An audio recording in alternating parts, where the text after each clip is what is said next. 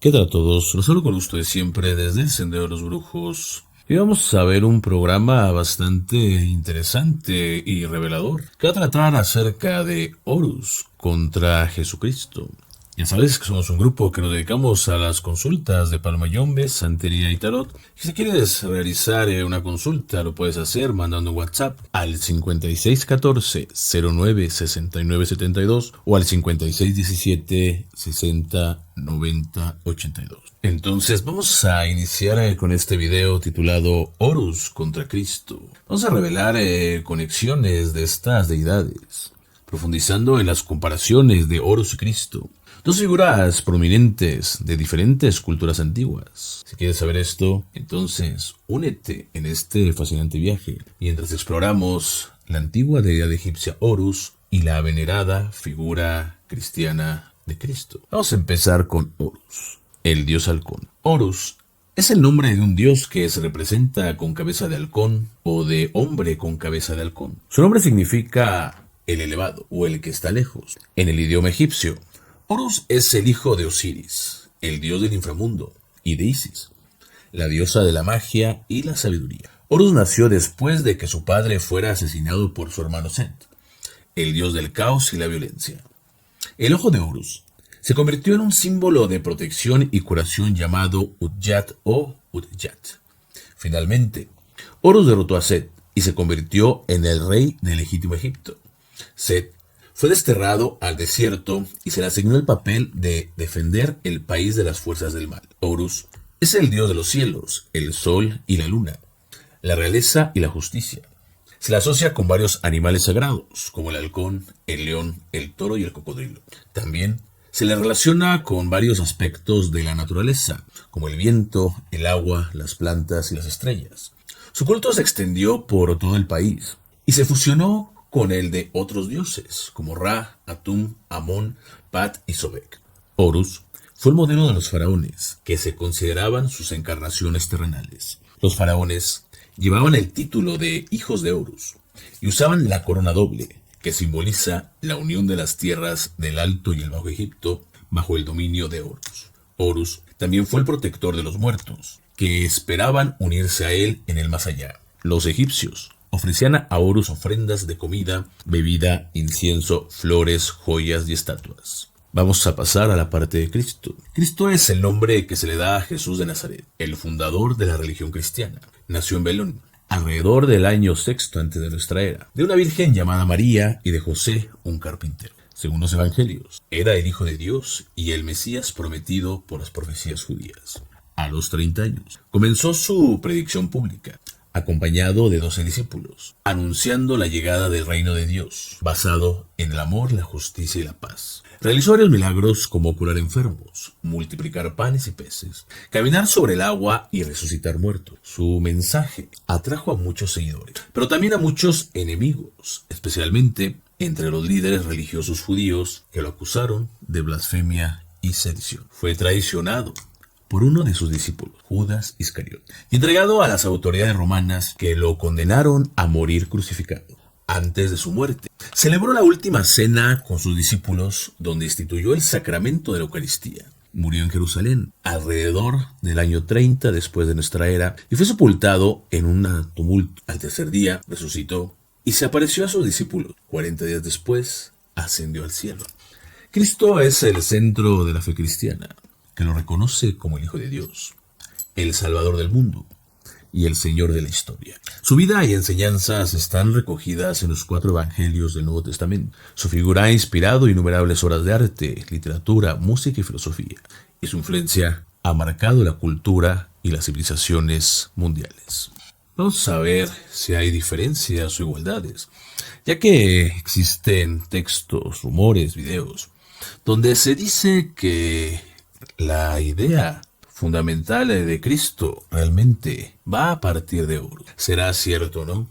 Muchas personas lo han creído a un 100%. Y si bien es que todas las religiones van a tomar de otras, van a venir ideas que van a poderse acompañar e incluso emular. Y que una religión, en realidad, son ideas que tienen persona, ya sea algunos con algunas manifestaciones espirituales, otros simplemente con fines políticos o económicos Pero todas las religiones, de alguna manera, y sobre todo cuando van a coincidir con cierto espacio o tiempo, van a estar ligadas. La religión ha servido también para un control, para lograr un dominio, para poder influir sobre las personas y que se realicen determinados fines. Sin embargo, detrás de esto también hay elementos que son positivos, como la espiritualidad, el mejorarnos como personas, el que se busca un desarrollo. Cada religión va a tener elementos esotéricos, míticos, elementos que pueden ser incluso mágicos, pero que estas ideas hay que saberlas tomar. Lo que haya de referencia lo vamos a ver, esas igualdades. Pero lo que no también lo vamos a decir. No estamos diciendo que realmente no tenga nada Cristo de Horus, pero no es verdad que realmente fue esa calca como lo están diciendo. Pero vamos a ver esta parte. Al final, tú vas a sacar tus propias conclusiones.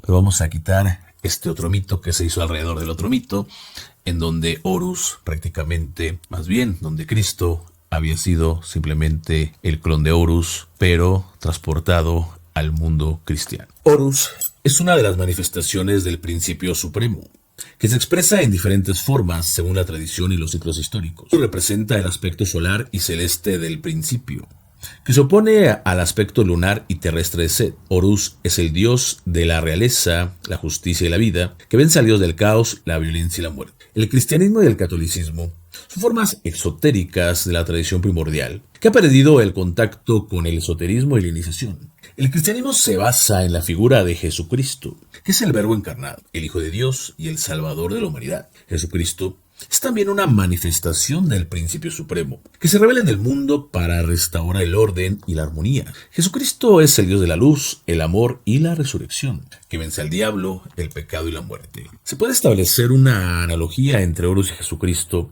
basada en el simbolismo universal y la doctrina de la correspondencia. Ambos son hijos de un dios que fue asesinado y resucitado, y de una diosa, que es la madre y la esposa de Dios.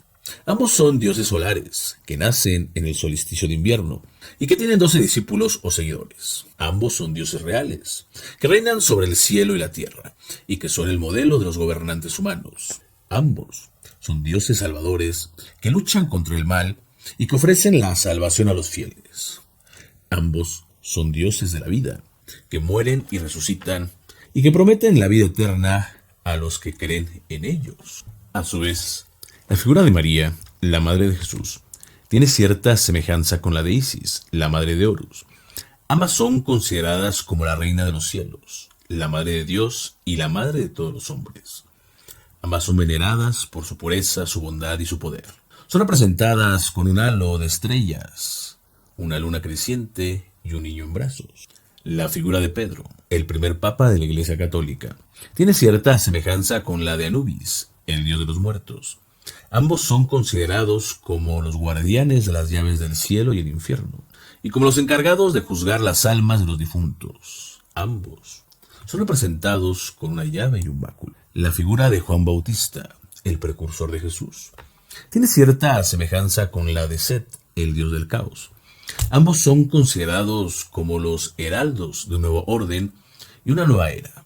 Ambos son representados con una piel de animal y un bautismo de aguas. El símbolo de la cruz, que representa la muerte y la resurrección de Jesús, tiene cierta semejanza con el Hang, que representa la vida eterna y la resurrección de Osiris. Ambos son símbolos de la victoria sobre la muerte y la esperanza de la vida. Ambos son usados como amuletos de protección y de bendición. El símbolo del pan y el vino, que representa el cuerpo y la sangre de Jesús, tiene cierta semejanza con el trigo y la cebada, que representa el cuerpo y la sangre de Osiris. Ambos son símbolos de la fertilidad y la abundancia de la tierra. Ambos son usados como ofrendas y sacrificios a los dioses.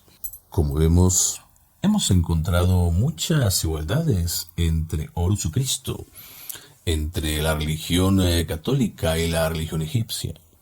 Horus y Cristo son dos figuras religiosas que han sido comparadas por muchos autores, que ven similitudes entre sus mitos y sus enseñanzas. Sin embargo, y es verdad que hay muchas diferencias entre ellos, tanto históricas como teológicas.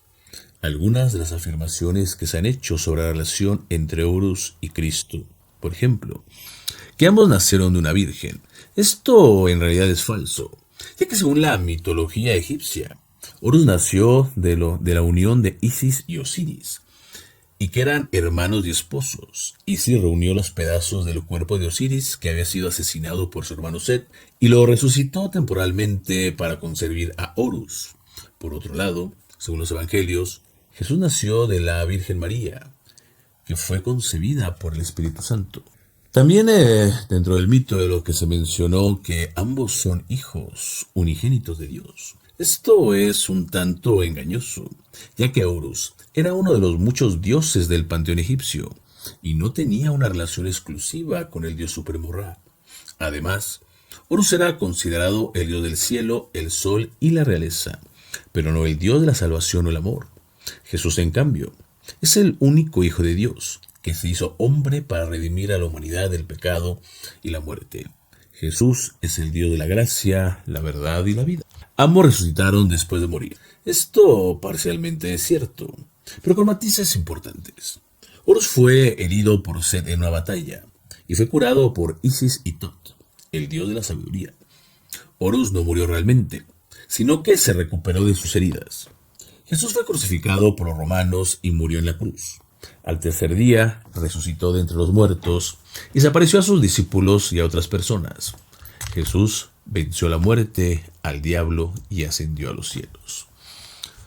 Horus tampoco tuvo una infancia milagrosa, sino que fue escondido por su madre Isis en los pantanos del delta del Nilo para protegerlo de Set, que quería matarlo. Horus tuvo que luchar contra animales peligrosos y enfermedades, y perdió un ojo en una de sus batallas contra Set. Jesucristo tuvo una infancia milagrosa, ya que fue anunciado por un ángel a su madre María, y nació en un pesebre rodeado de pastores y ángeles. Jesucristo tuvo que huir a Egipto con su familia para escapar de las matanzas de los inocentes ordenadas por el rey Herodes. Y a los 12 años sorprendió a los doctores de la ley con su sabiduría en el templo. Horus no tuvo una misión salvífica, sino que fue el dios de la realeza y el protector de los faraones. Horus era el heredero legítimo del trono de Egipto y tuvo que enfrentarse a Set, que usurpó el poder tras la muerte de Horus. Horus reclamó su derecho ante el tribunal de los dioses y finalmente derrotó a Set y se convirtió en el rey de Egipto. Jesús tuvo una visión salvífica, ya que fue el Dios de la gracia y el redentor de los pecadores. Jesucristo no vino a establecer un reino terrenal, sino a predicar el reino de Dios y cumplir la ley de los profetas. Jesucristo se entregó voluntariamente a la muerte para expiar los pecados de la humanidad y resucitó al tercer día para dar la vida eterna a los que creen en él. Horus no tuvo una doctrina o una iglesia, sino que fue una de las muchas deidades del panteón egipcio, y su culto varió según las épocas y los lugares. Horus fue adorado en diferentes formas, con diferentes nombres, como Horus el niño, Horus el anciano, Horus el halcón, Horus el lejano, etc. Horus se fusionó con otros dioses como Ra, Atum, Min. Horus no tuvo un libro sagrado ni un código moral, sino que se basó en la tradición oral y los rituales mágicos. Jesucristo tuvo una doctrina y una iglesia, ya que fue el fundador del cristianismo y su culto se extendió por todo el mundo. Jesucristo fue adorado como el único Señor y Salvador y tuvo un solo nombre. No se fusionó con otros dioses, sino que se rebeló contra la segunda persona de la Santísima Trinidad. Jesucristo tuvo un libro sagrado, que es la Biblia, y un código moral, que es el mandamiento del amor. Sin embargo, estas analogías no implican una identidad o una influencia directa entre Horus y Cristo. Se trata de una convergencia de significados que se explica por la unidad de la verdad y la universalidad de los símbolos. Horus y Jesucristo pertenecen a tradiciones diferentes que tienen sus propias características y adaptaciones. Horus es un dios de la antigüedad que forma parte del panteón politeísta y de una cosmología mitológica. Jesucristo es un dios de la modernidad que forma parte de una religión monoteísta y de una historia sagrada. Horus es un dios esotérico que requiere una iniciación y una comprensión simbólica. Jesucristo es un Dios exotérico que requiere de una fe y una moral. Por lo tanto, la relación entre Horus y Jesucristo es una relación complementaria, no de identidad o de oposición. Ambos expresan aspectos del principio supremo, que se manifiesta de diversas formas según las épocas y los lugares. Ambos son vías de acceso a la realidad trascendente, que se adapta a las capacidades y a las necesidades de los seres humanos. Ambos son símbolos de la verdad que se revela a través de la luz y la vida. Como podemos ver, sí hay muchos elementos en donde nosotros podemos situar a Cristo y relacionarlo con Horus.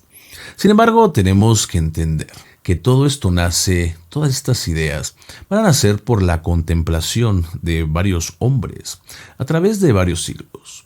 Si bien es verdad que en el caso de Horus, esta relación es directa, ya que veían el cielo, veían el sol, entonces esos símbolos son universales, vamos, en todas las religiones, en todas las culturas, en todos los tiempos se veía el sol. Y sobre el mismo sol se buscaba descifrar y llamar o de alguna manera buscar a Dios en el mismo. De ahí el hombre hace analogías. El sol es bueno, el sol es luz, la luz es buena. Es un ejemplo. Cristo a la vez también va a tener muchos elementos de otras culturas, de otras religiones. Y me queda claro que también de los egipcios. En realidad, si vemos ya en un resumen, pues vamos a ver grandes igualdades y grandes diferencias. Lo que quiere decir es que, en mi opinión, que sí, la religión católica, cuando crea a Cristo, entonces toma elementos, tanto de Horus, pero de muchas otras culturas. A la vez hay elementos que van a ser parecidos y que no es porque los haya tomado los católicos de los egipcios, sino porque estamos hablando de elementos universales. Quizás algún elemento que pudiera tener la igualdad Horus y Cristo no lo tomó meramente la Iglesia Católica en una copia de Horus. Pudo haber sido de otro Dios, de otra analogía, de otra visión. Y claro que va a haber elementos que van a ser únicos y específicos. Lo que quiere decir es que las religiones van a tomar de otras, van a tomar elementos. A veces los van a fusionar, a veces los van a poner como contra, pero toda religión ha sido una forma de control, ha sido una forma de poder tratar de dominar a las personas. Pero también a su vez hay religiones que han ayudado mucho, han ayudado a evolucionar. Hay religiones que sí tienen magia, que sí hay poder, que sí hay movimientos de energías que pueden llegar a cambiar los destinos. Por un lado, la religión egipcia va a ser una religión que se va a parecer sobre todo a religiones que son yorubas, a los cultos del Palo Mayombe, porque van a ser esotéricas, van a tener elementos mágicos, elementos místicos. Y por otro lado, la religión católica va a ser una religión exotérica, que va a tener elementos de rezo, van a tener elementos de fe, van a tener elementos más de una contemplación. Tú tienes que sacar tus propias conclusiones, tú tienes que sacar tus propias ideas. Para esto es este programa. No se pretende ofender a nadie, pero tampoco nos gusta que se tengan los ojos cerrados. Hay que abrirlos, hay que ver esa luz, hay que enfrentarla. Y después de que ustedes la vean, van a sacar sus propias conclusiones y van a llegar a sus propios resultados. Yo espero que este programa te haya gustado. Si es así, ya sabes, comenta, comparte, da like. Yo me despido de ustedes y les recuerdo que están aquí, en el Sendero de los Brujos. Muchas gracias.